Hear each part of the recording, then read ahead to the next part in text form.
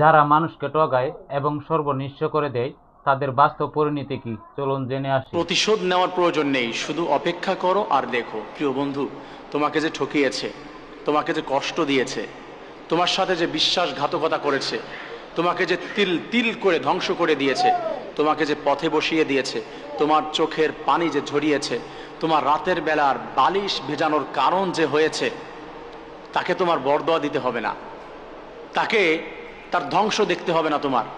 তুমি বরদোয়া দিও না, তুমি অপেক্ষা করো আর দেখো তোমার সামনেই সে ধ্বংস হবে। তুমি তো কান্না করেছো গোপনে, সে মানুষের সামনে কান্না করতে করতে নিজেকে শেষ করে দিবে, তারপরে মাসুল দিতে পারবে না অপরাধের। কষ্ট দিয়ে ঠকিয়ে কেউ ভালো থাকতে পারেনি, ইভেন কিয়ামত পর্যন্ত পারবেও না।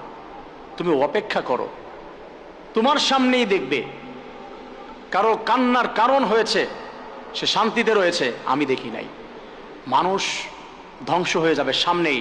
আমি ছোট্টবেলায় প্রশ্ন করেছিলাম আমার এক উস্তাদকে, উস্তাদ জি, এই যে যারা মানুষকে ঠকায়, মানুষকে কষ্ট দেয়, মানুষের প্রতি জুলুম নির্যাতন করে, এদেরকে আমি একটু হাসরের ময়দানে শাস্তি দিতে পারতাম, আমার ভালো লাগতো। উস্তাদ জি আমাকে বলেছিল, হাসরের ময়দানে সৃষ্টিকর্তা যেভাবে তাদেরকে ঠকাবে, যেভাবে তাদেরকে শাস্তি দিবে সৃষ্টিকর্তা, তুমি দেখে তোমার মায়া লাগবে, তুমি দেখে তোমার একদম কষ্ট সত্য হবে কথা বলছেন। যে আল্লাহ এত কষ্ট দিচ্ছে তাদেরকে। তুমি কত কৌশল জানো তাকে কষ্ট দেওয়ার। ভাই বন্ধু, তুমি তাকে কি কষ্ট দিবে? মেরে ফেলবে, তাই না? তুমি সর্বোচ্চ মেরে ফেলতে পারো। আল্লাহ বলেছে লা ইয়ামুতু ফিহা ওয়ালা ইয়াহইয়া, বাঁচবেও না মরবেও না, আমি বাঁচতেও দিব না মরতেও দিব না, এত কষ্ট দিব, নিঃশেষ করে দেব, ভিতরটা সারখার করে দেব, আমি বাঁচতে দিব না মরতেও দিব না আমি। আল্লাহু খায়রুল মাকিরিন। আল্লাহ বলছে তুমি আমার প্রতি ভরসা করো, তুমি আমার প্রতি ভরসা করো, আমার উপরে ছেড়ে দাও, প্রতিশোধ তোমার নিতে হবে না, আমার উপরে ছেড়ে দাও। ওয়ামাকারু ওয়ামাকারাল্লাহু আল্লাহু খায়রুল মাকিরিন। আল্লাহ তাআলা বলছে তারা ষড়যন্ত্র করছে, তারা ঠকিয়েছে, তারা জুলুম করেছে, আমি আল্লাহ রব্বুল আলামিন যখন কৌশল অবলম্বন করব, তারা তখন সরতে পারবে না, তারা ছুটে যেতে পারবে না। তুমি তো ছুটে আসতে পেরেছো, তোমাকে ছেড়ে দিয়েছে। আমি যখন ধরি না, যখন আমি আল্লাহ তাআলা ধরবো, আমি এমন করে ধরবো, আমার হাত থেকে কুদরতি হাত থেকে ছুটার মতো ক্ষমতা তার 14 গোষ্ঠীর থাকবে না। অতএব তুমি আপসেট হয়ে না, মন খারাপ করো না, শুধু ধৈর্য ধারণ করো।